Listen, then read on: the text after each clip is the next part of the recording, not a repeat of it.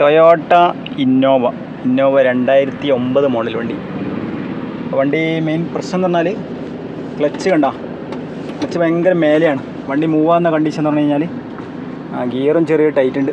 അപ്പോൾ ക്ലച്ച് ഏകദേശം മാറ്റാനായിട്ടുണ്ട്. ഓക്കെ, നമുക്ക് ഗിയർ ബോക്സ് അയച്ചിട്ട് ക്ലച്ചിൻ്റെ കണ്ടീഷൻ കൂടി നോക്കാം. നമ്മൾ ഗിയർ ബോക്സ് അയച്ചിട്ടുണ്ട്. ക്ലച്ച് ഫുള്ള് തീർന്നിട്ടുണ്ട്. ക്ലച്ച് ഏകദേശം ഫുള്ള് സൈഡൊക്കെ നോക്കി. ഇവിടെ ചില സ്ഥലത്തൊന്നും ലൈനില്ല. ആ ഗ്രിപ്പെല്ലാം പോയിട്ടുണ്ട്. ഇതാണ് മേലത്തെ റിവറ്റൊക്കെ പുറത്തായിട്ടുണ്ട്, തള്ളിയിട്ടുണ്ടോ. ചില ഏരിയയിലും ഇത് പോയിട്ടുണ്ട്. ഇതാ ഈ ഭാഗത്തൊക്കെ ഡിസ്ക് കുറച്ച് ഫുള്ളായിട്ട് ഏകദേശം ആയിട്ടുണ്ട്. റിവറ്റ് പുറത്തേക്ക് വന്ന പോലെ ഉണ്ട്. പിന്നെ റിലീസ് ബെയറിങ് സൗണ്ട് ഉണ്ട്. ഓക്കെ, വേറെ കുഴപ്പമൊന്നുമില്ല. ഫ്ലൈ വീലിൻ്റെ ബെയറിങ് കുഴപ്പമില്ല, ഏകദേശം നല്ല ഇതുണ്ട്. ചില നല്ല റഫായിട്ടുണ്ടെങ്കിൽ മാത്രം മാറ്റിയാൽ മതി. ഓക്കെ, ഇത് കുഴപ്പമില്ല. നമ്മൾ പുതിയ റിലീസ് ബെയറിങ് ഇട്ടിട്ടുണ്ട്. പുതിയ റിലീസ് ബെയറിങ് ഇട്ട് വാല്യൂൻ്റെ കമ്പനിയുടെ റിലീസ് ബെയറിങ് ഇട്ട് വാല്യൂ എന്നുള്ള കമ്പനിയുടെ സാധനം ഇട്ടത്. റേറ്റ് ഏകദേശം കസ്റ്റമർ കൊണ്ടുവന്നതുകൊണ്ട് നമ്മൾ അതന്നെ ഇട്ട്.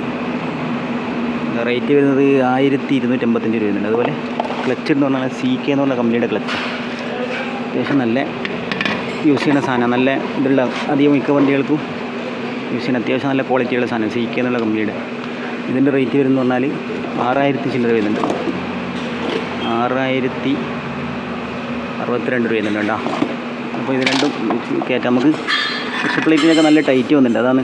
അതുപോലെ ക്ലച്ച് ഡിസ്ക് ഏകദേശം ഫുള്ള് തീർന്നത്. അതാണ് ആ ക്ലച്ച് പെഡലൊക്കെ ടൈറ്റ് വന്നത്. വണ്ടി മൂവിങ് കണ്ടീഷൻ എന്ന് പറഞ്ഞാൽ ക്ലച്ച് പെഡൽ ഏറ്റവും മേലെ വരുന്നത് കൊണ്ടാണ് ക്ലച്ച് ഡിസ്ക് ഏകദേശം തീർന്ന്. ഇനി ഇത് യൂസ് ചെയ്ത് കഴിഞ്ഞാൽ വീണ്ടും ക്ലച്ച് പെഡൽ ടൈറ്റ് ഫീൽ ചെയ്യും. അതുപോലെ ഗിയർ ഇടക്ക് സ്റ്റക്കാന്ന് പറഞ്ഞില്ല, അതും ഉണ്ടാവും. ഓക്കെ, അപ്പം മൊത്തം കയറ്റാം.